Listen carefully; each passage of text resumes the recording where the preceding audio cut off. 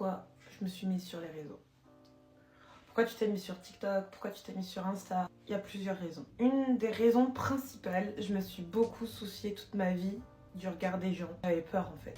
Je me mentais à moi-même. J'avais grave envie de faire ça, mais je me disais ah non, c'est un peu un truc de polos. Ah non, je me mets pas sur les réseaux. Mais au final, j'avais grave envie de le faire. Au fond de moi, j'avais grave envie de le faire. Et je me suis rendu compte avec les années que ce qui me bloquait, c'était surtout le regard des gens. Je voulais un peu rentrer dans cette case de femme parfaite, sauf que mon prénom, il veut dire éclat de soleil en fait. Je suis née pour briller. Du coup, j'avais grave envie de me mettre sur les réseaux. Et ça fait un petit moment là que je fais grave du travail sur moi. Et je me suis dit, on s'en fout du regard des gens en vrai de vrai. T'as envie de te mettre sur les réseaux, t'as envie de poster en soi. Moi, je suis pas là pour percer ou quoi que ce soit. Si ça perce, tant mieux. En vrai, je vais pas cracher dans la soupe. Si ça perce pas, bon, c'est pas grave. Je le fais pas pour ça. Je le fais surtout pour me prouver des choses. Parce que je me suis beaucoup bloquée par rapport au regard des gens dans ma vie. Et j'ai envie de me dire, vas-y. Genre un peu en mode thérapie du rejet. Je sais pas si vous voyez ce que c'est. Tu veux pas être rejeté dans ta vie.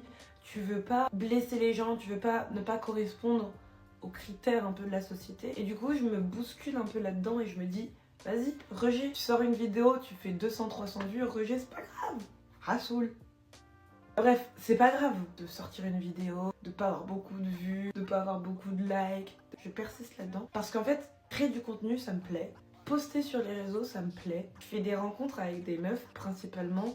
Elles sont grave cool. Elles sont dans mon délire. J'ai mis du temps à accepter mes cheveux. Et je rencontre des meufs qui sont comme moi et qui me poussent justement à faire de plus en plus de vidéos. Qui me disent, vas-y, go girl, tes vidéos, elles sont trop bien et tout, vas-y, vas-y. D'avoir des meufs comme ça, et ben ça me fait grave du bien.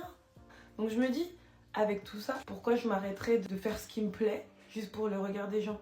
Je pense que c'est pour beaucoup de monde comme ça, mais 2025, je pense à moi. J'ai envie de faire tel type de contenu, je le fais. On nous dit souvent de choisir le contenu qu'on a envie de faire, qu'on se trouve une niche, etc. Mais moi, mon choix, en fait, c'est juste de pas choisir. J'ai juste envie de faire ce que je veux. Si j'ai envie de poster du contenu sur mes cheveux, puis après des playbacks, puis après, ben, c'est ce que je vais faire. On arrête un peu de se laisser guider par il faut faire ci, il faut faire ça dans tel ou tel domaine. Genre, venez, on fait ce qu'on veut. Je m'hydrate quand même parce que je parle beaucoup.